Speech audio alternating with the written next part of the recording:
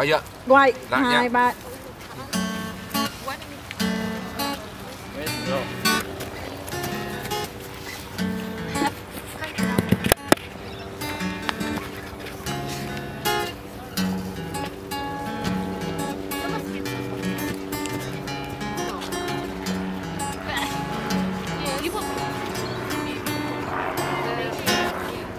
Em mang về đâu một nhành hoa mới nở, hoa vàng che lấp những con đường, tìm cho ta một cảm giác bình yên. Ngày ấy tinh khôi và hồn nhiên, ngày em ngồi trong trái tim em đêm qua.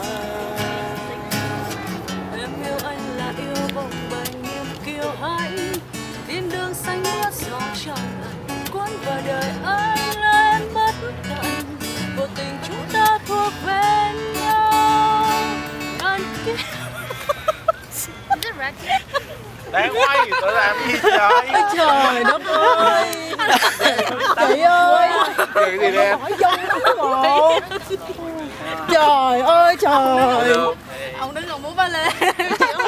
Hồi nãy em nhìn cười một lần rồi cái vai kia kìa.